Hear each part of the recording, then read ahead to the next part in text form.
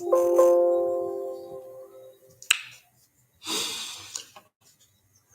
am on this day. Hello there. Good afternoon or good evening, Barbados, wherever you are in the diaspora, in North America, England, Canada, wherever you are. I am making yet another effort at putting and giving an offering for certain things and occurrences that I think deserve them. And the one that I'm thinking about right now, and the one that this is about, is our former Prime Minister, Lloyd Erskine Luke Sandyford. And I want you to know because some people have written and said, well, hey, where was your contribution or where was your tribute to Mr. Sandyford? And I indicated to them that I indeed, on let's see, half an hour after learning of his death last week, I went on Facebook and I did a meditation. That ran for almost an hour.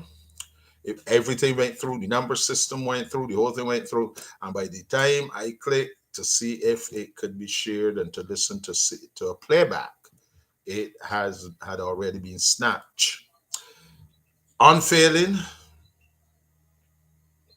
or unflinching, what I did the following day, because I thought that there was something with that. So I spent the whole afternoon looking and looking and looking and looking to see if I could recover this. Then I asked some people who are far more skillful than I, because I got my limitations down when it comes to the computer. They too could find nothing.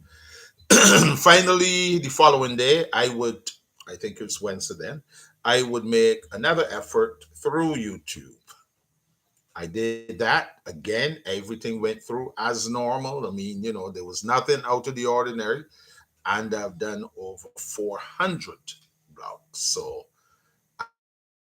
I think by now I would know what is familiar territory. And again, same process, same everything. And I wasn't able to share that either. So, yes, while it looks as if, I want you to know, and I hope by now you know that I would not allow myself to disrespect one of the finest leaders Barbados has ever had. One of the people who took Barbados through the roaring and ugly 90s. And even while he was vilified by some, maligned by others, backstabbed by some others who would join the opposition to secure a successful no confidence vote. In the midst of all that, Sir Sandyford remained the man of character and integrity that he carried through his entire political life.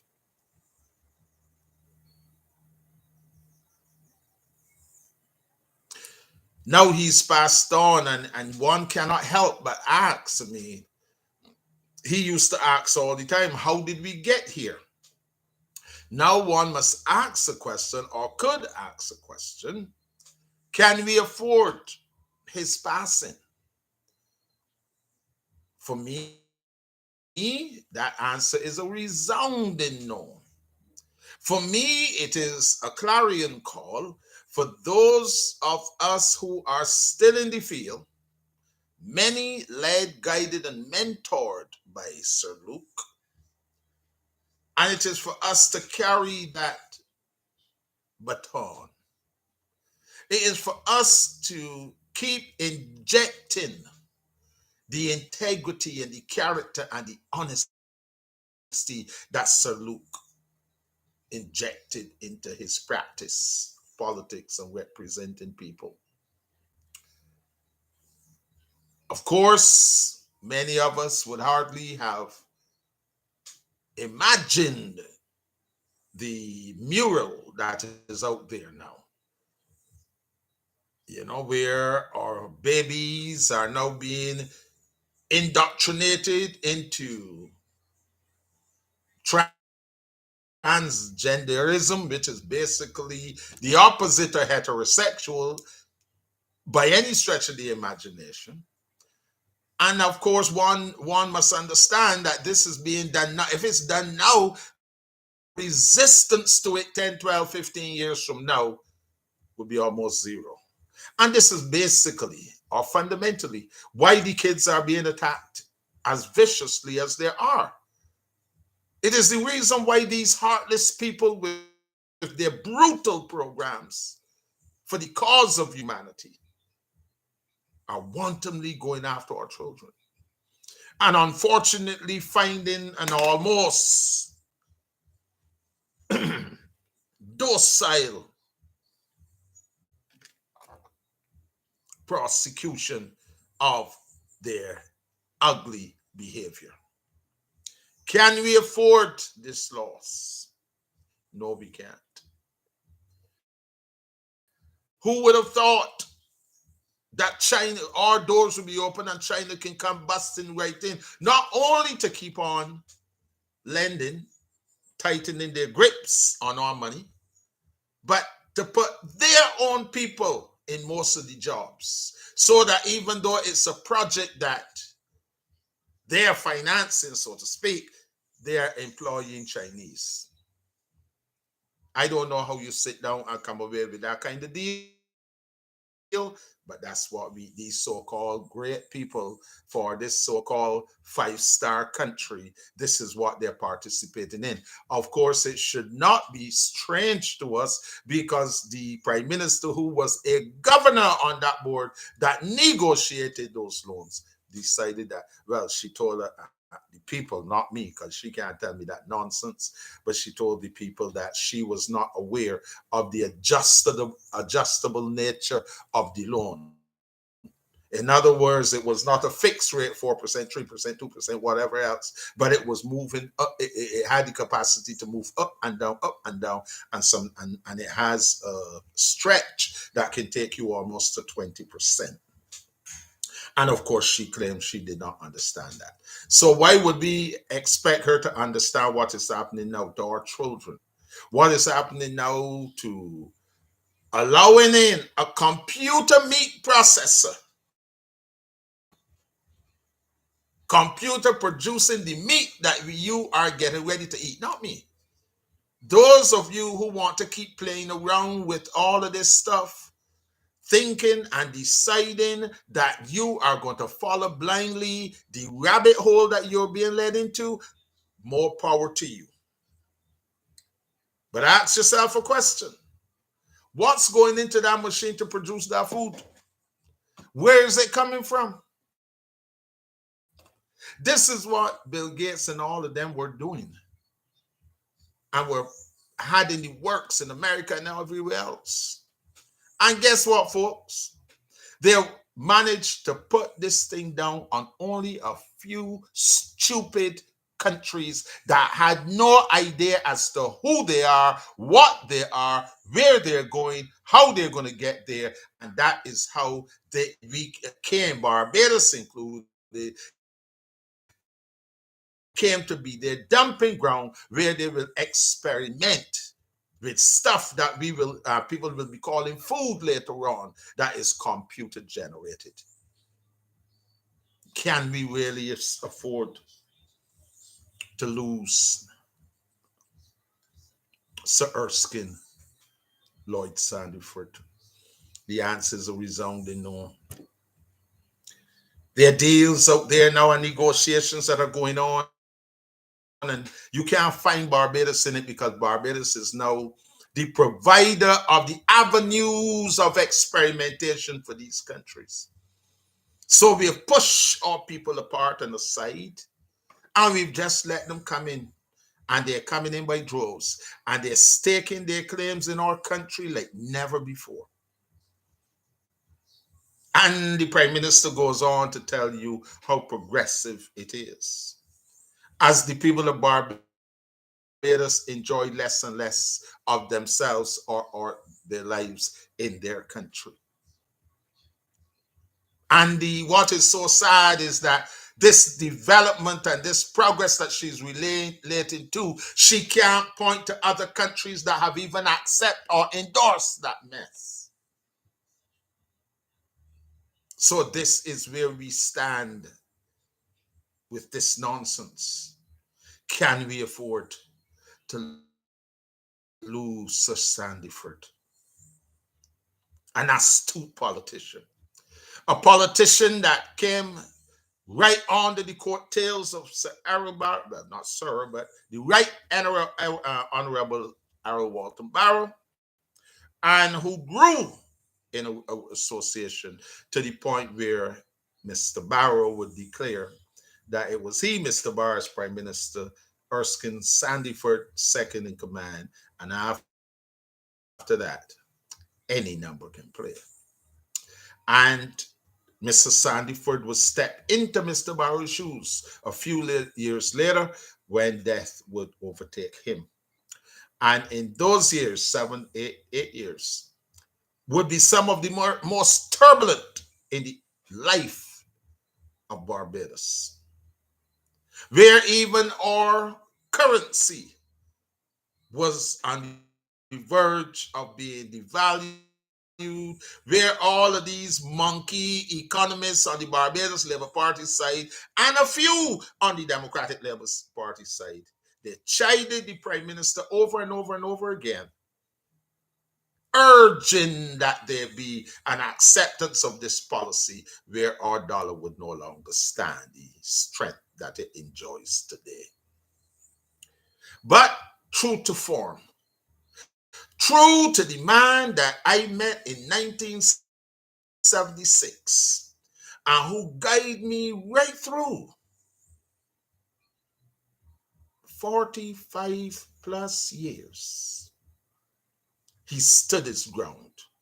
He said, I shall not be moved, and our dollar today is standing well and strong.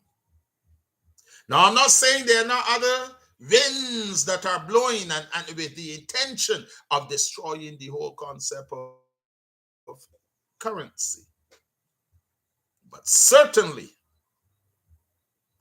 Sir Luke was able, and as he said so correctly, after the no confidence vote in Parliament, where 4 of the Democratic Labour Party members crossed the floor in their doggish, nasty way to defeat Mr. Sanders' first government, i.e., via no confidence. And of course, then we would go on to lose the election that was called shortly after. But through it all, Sir Luke mused that history will be far kinder to him than the hypocrites that sat in pews close to him in Parliament. And the same ball that seems to be thrown freely is the same ball that knocked you out.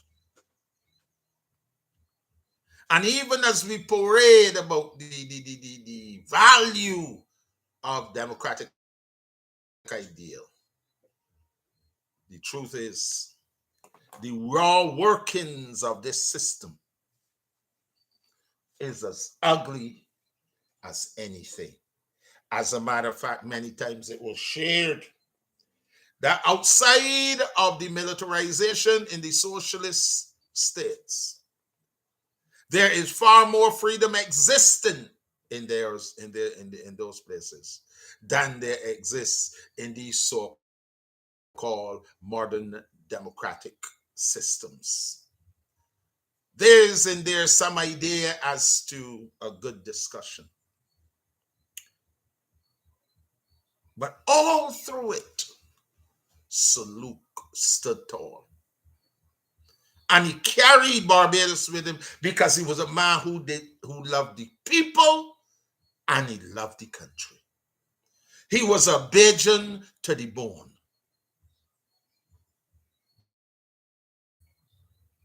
And today we are and would have been much the wiser prior to 2018, when we had a runaway government, a spendthrift government, a government who cares little about the people of Barbados, but see only the resources and this country as an offering to those who would enjoy the sun, sea, and fun, take whatever they can get out of it, and leave us bare with little or nothing. So how did we get here, Saluk? We got here because successive governments cared less and less for the people of Barbados. Successive governments abandoned our nationalistic thrusts, our pride as a people, our pride in our independence. Successive governments did not care that our country was an entity in itself and held its own within the regional and extra-regional spheres. We got here largely because Barbados has produced some of the greediest, some of the most selfish, some of the most criminal, some of the most hypocritical, some of the most devious people ever to walk in public life. I'm not calling the private people, and here's why I'm not. Because if you get an astute public service and administrators, i.e. politicians, the private people got to step and fetch. They have to stand in line. So by and large, there are the recipients, the largesse, largely gained through their financial and other contributions to the party. That's why we had a corporation tax slash by almost 40%, which meant that a good chunk of money that could have gone into the economy was lost immediately. We had millions collected by the same people from VAT out of the pockets of persons shopping after working hard, and they were told to keep that money as well. Serious money to build the economy. We had income tax arrears in the millions that were collectible. They were collectible. I can tell you they were collectible because I am a former tax officer and we have had a similar campaign back in the day. But instead, this was not about that. This was paving the way so that daughter and father can be the recipients of a write-off that was unreasonable in all its dimensions. Because remember this, ladies and gentlemen, taxation is based on the concept P-A-Y-E. Pay as you earn. Earn zero, no tax. As you earn, there's a percentage based on where you sit on that stage. So, Mr. Sandiford, that may be a feeble response to the question how we got here.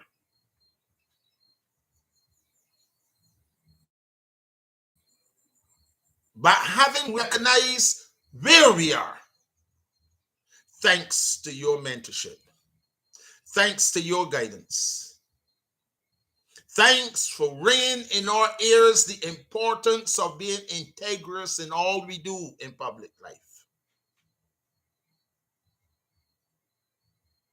Thanks for helping us understand that it was not merely the piece of parchment called a BA, MACA, whatever it was. It was not just that. But your favorite phrase was, it was by dint of our native intelligence.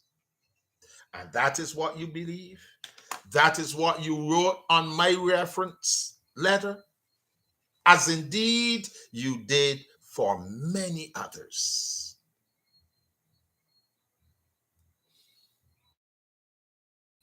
You introduced me to one of the greatest things that ever happened to our country, the Democratic Labour Party. And you would guide, and you would make suggestions, and you would keep on. Because I believe that Mr. Barrow was spared it. Tom Adams was spared it. David Thompson was spared it. Owen Arthur and you lived to see the most despotic experience the people of Barbados have had to date. You lived to see hard-earned gains whittled away.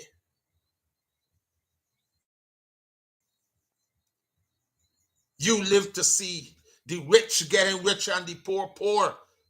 The execution of people down under. As the drugs and everything keep pouring into this country. As the guns keep coming in and people keep dying. Even as we have an idea as to where it all is, the largesse is keeping our hands tied.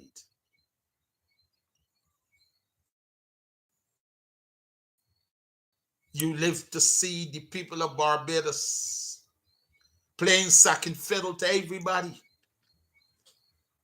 You watch people in Barbados who couldn't get a song, but they watch a government celebrate a scoundrel.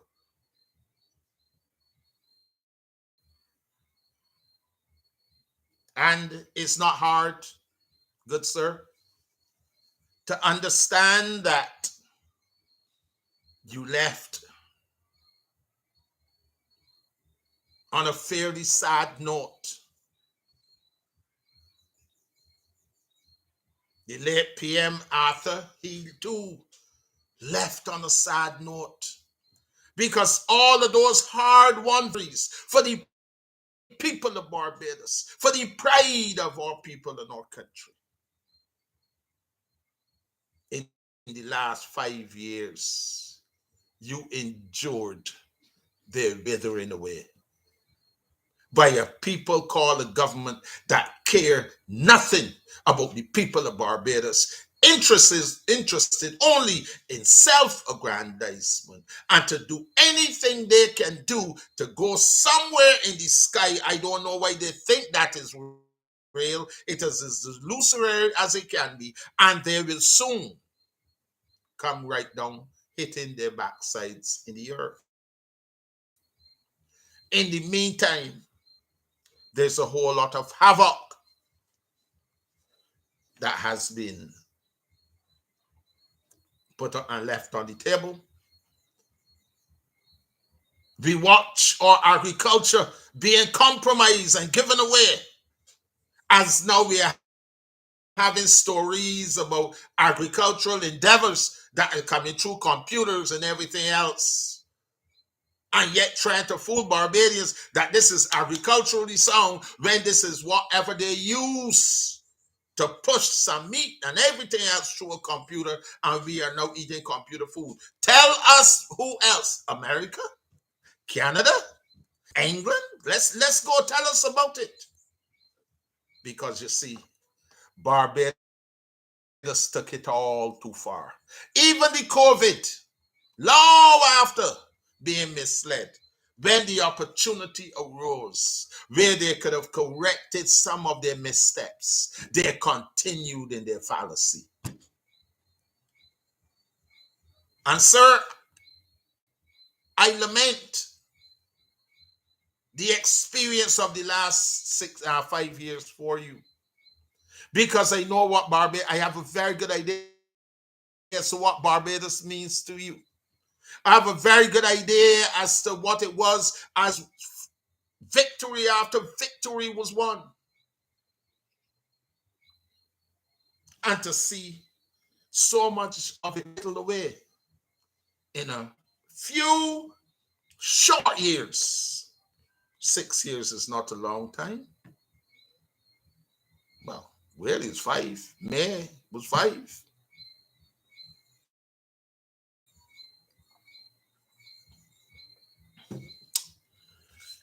And yes, the dimension of your question, because 5 years, that's a lot of destruction in a short space of time.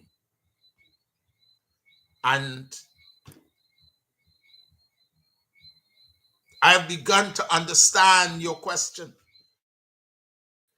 I've seen the depth of it, and I've seen where it is asking us to dig deeper as our understanding grows, as our knowledge grows. And therefore, the urgency to push back, to stand up against it, arises. I've heard you, good sir. We have heard you. I have heard and seen some shortcomings that, with respect, Sir Luke, I will hold off from at this juncture, but I will be visiting it. So what is left for us now? To wish you farewell, knowing that you live a life exemplary in all its dimensions. As a father, 2 girls and a boy, a husband, 50 plus years, a population forever indebted to you.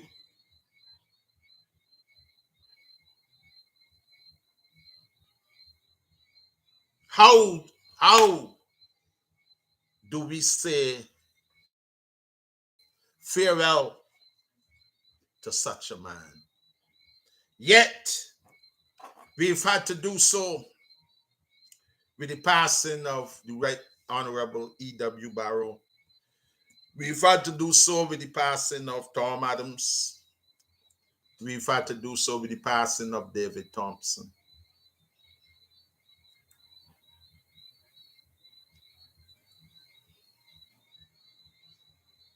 As a respect for office, Mr. Arthur. And now you. That's not to say we don't remember Bree St. John as well.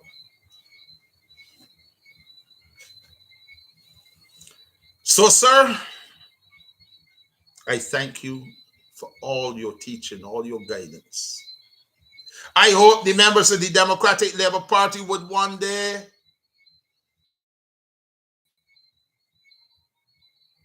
raise your banner with respect and with regard for the man you have been, along with our founding father Barrow, who guided Barbados through the most turbulent of times, never winching, never flinching. And I hope your party, my party, will one day recognize how good and effective you have been.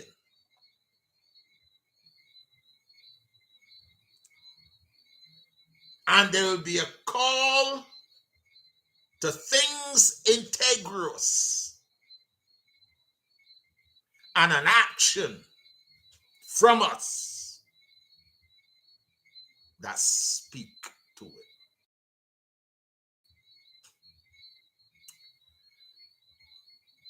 Salute, Sandyford. I believe You'll be interred around the 14th. And it's at this juncture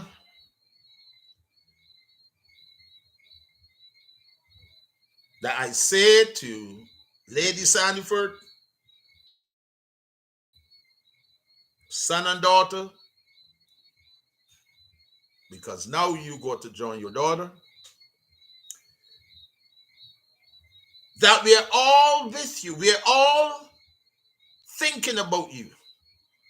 And even though there's some of us that are disingenuous and there's some of us that wickedness have taken over, the work of your husband and your kindness in lending him to us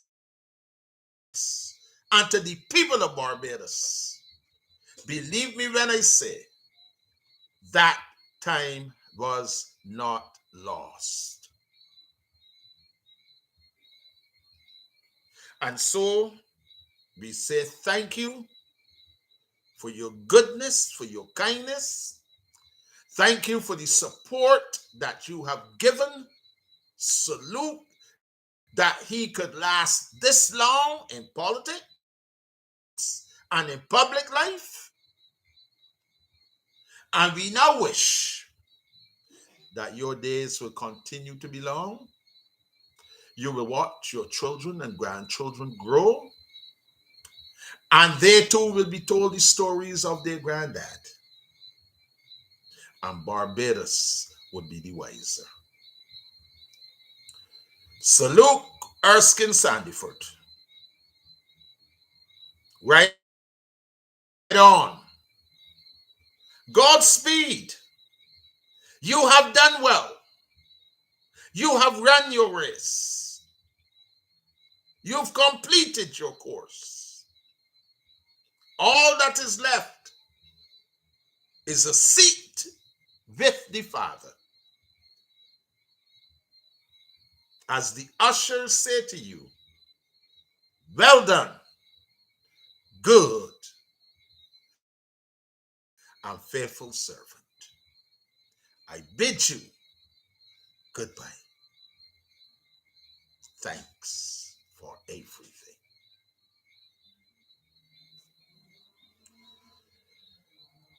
Okay, folks, there you have it.